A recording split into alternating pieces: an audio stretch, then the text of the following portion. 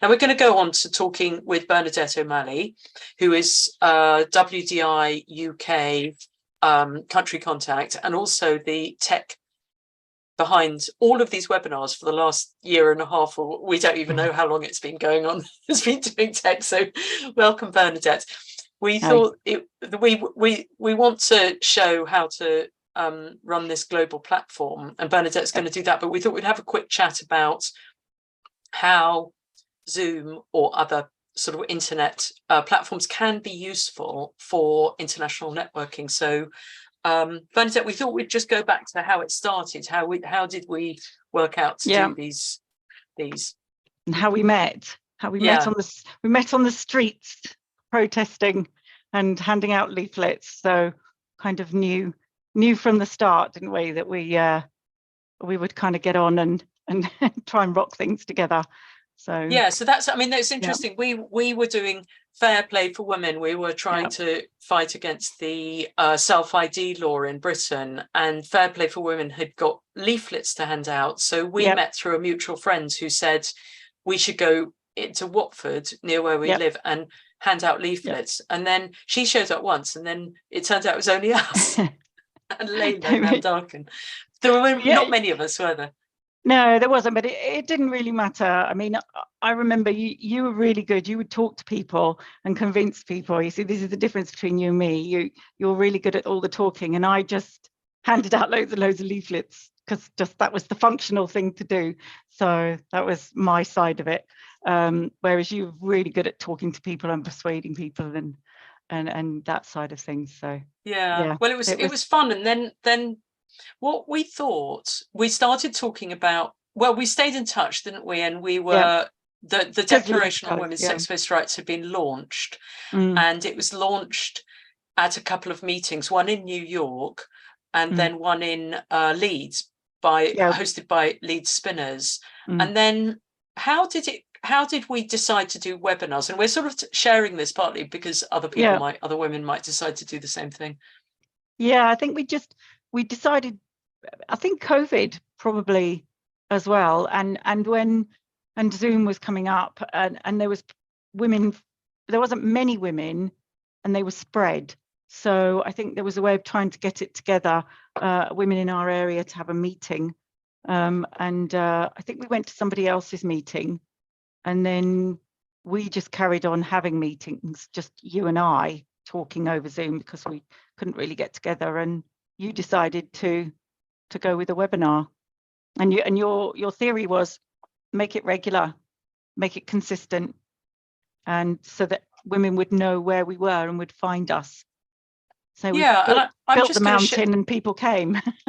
Yeah, I'm just going to share my screen so people can see what our first webinar was. This is our first webinar that we did, which was we had it was on the 28th of October 2019, and we had already organised WDI. We were an organisation, and Sheila Jeffries had co-authored the Declaration on Women's Sex-Based Rights, and she agreed to speak on men's sexual rights versus women's sex-based rights. So that was our first talk.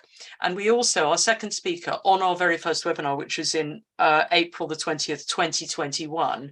So that was near the beginning of COVID as well. We were in lockdown, was Vaishnavi Sundar, who did India, women's sex-based rights in India. And then the week after that, the 25th of April, I don't know why it was that, well, anyway, let's say it was that, we had Eugenia Rodriguez from Brazil, Amparo Domingo from Spain, Maria Benetti from Argentina, and Kate Harris from the LGB Alliance, Catherine Lamont from Australia, and Kesnia Korjic from Croatian Radical Feminist Organization and the country contact for Croatia. So I'll stop sharing, and you can see that we've been going ever since. So that's 2021. So more than 3 years we've been doing now, apart from a couple of like holiday breaks. And now the webinars are in multiple languages, which is really good, and people, hopefully women are going on to the channel to see we have French one today, German and Spanish. Yeah, and some in good. Portuguese sometimes.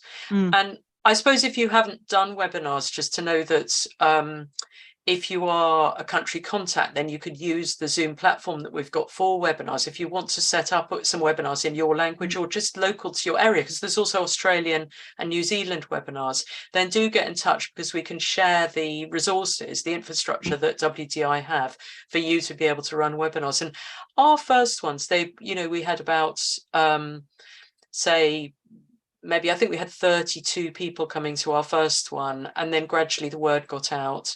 And then the really good thing is recording them, and if you can put them on YouTube, which we do, because the very first one we've got has had over 5,000 views, and then some of them have more than that, but many of them have over 200 views and some into the thousands. So it means it's a really good way of recording ideas and then sharing them.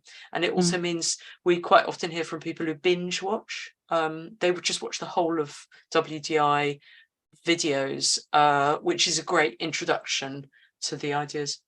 Yeah, I mean, pretty much any subject that's come up in this argument, we have had women from different parts of the globe discussing it. So I think our resource, the WDI resource, is a massive encyclopedia of information, which it's a bit of a... And it means you don't have to travel to meet people, that we can communicate internationally. I think that's a big thing, isn't it? Yeah. So Bernadette, you're going to show women how to use the platform, the global platform, and we're going to put this this will be available as a standalone video, how to use the global platform, but it's only available to members of WDI. So if you're an activist or a donor, and if you're not yet registered as a member, if you promote the declaration, then we'll make you one. But we need to make sure that we know women if they're going to use this platform. So I'm going to turn myself off and over to you, Bernadette. Okay. As Joe mentioned before, so if you're a country contact and you want to actually run a webinar, then we have the infrastructure to facilitate that for you. And a webinar is very different from a meeting. And what we have available for all members of WDI is the facility to hold a meeting at any time of the day.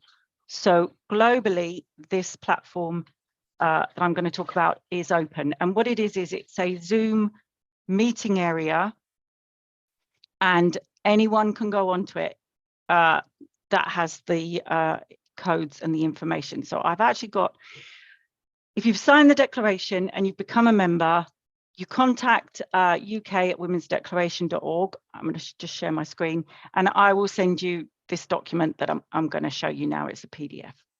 So basically, there is a Zoom meeting platform that is always open and that you can get the codes to use it. Okay, so what you do is you will be given the codes that you can go in and you put it in just like normal, just like this one. You go into Zoom, you go into the meeting area. It will tell you that this meeting area is for women only, and it is not monitored at all. The only thing I've done is I've got audio in the main area only, and that's really only in case maybe there's some disagreement.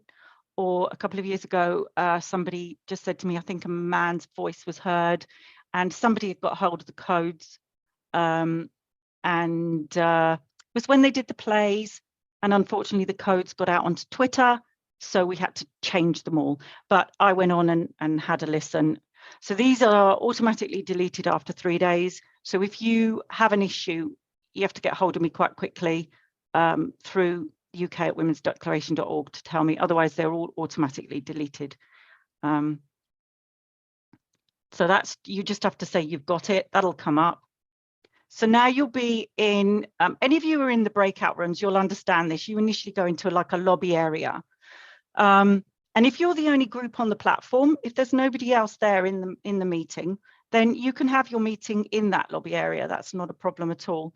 But if you go on to that, if you go into the meeting and there's already another group there, we have the facility to, just like in the breakout rooms, to open up the meeting into, there's about 20 breakout rooms that you can open up. But you can only do that if you are a host.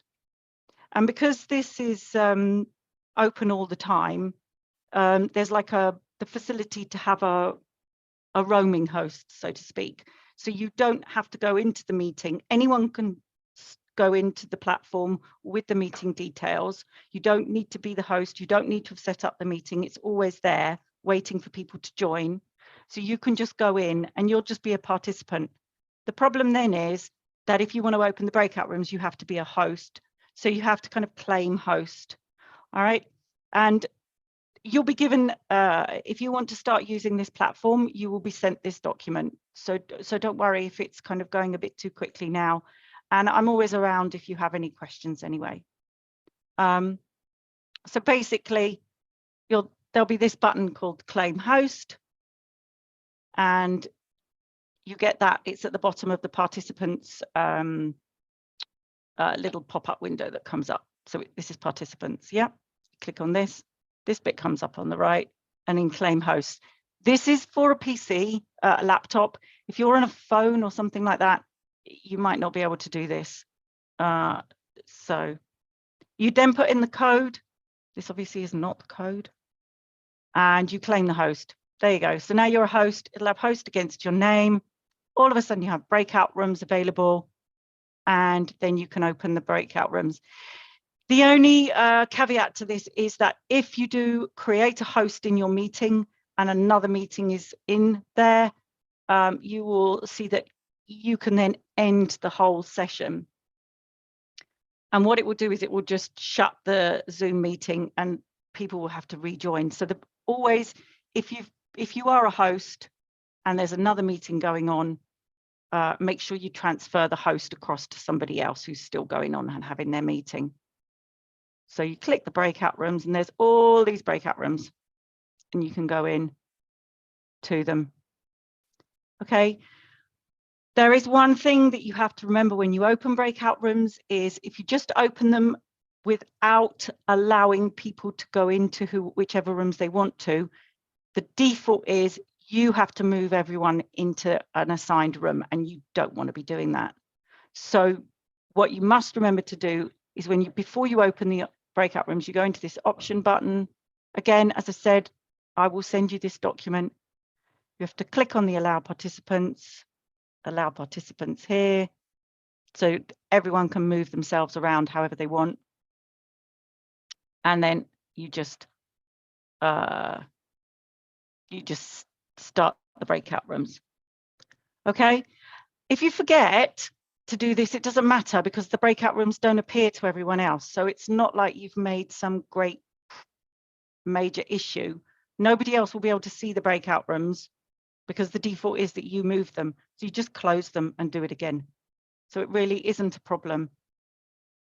And then the other thing is transferring the host. So again, in this document, it will take you through how to do that. And there you go. I think that's it. Right, I'm going to stop sharing now. So it's this meeting area is always there for women all over the globe. It doesn't shut. If you've got the codes for it, you can go on it. And if you have any issues, contact me and I will help you. Just a quick thing from a question that came up was like, if you've got the links, can you just go on the platform at any time? And the answer is yes.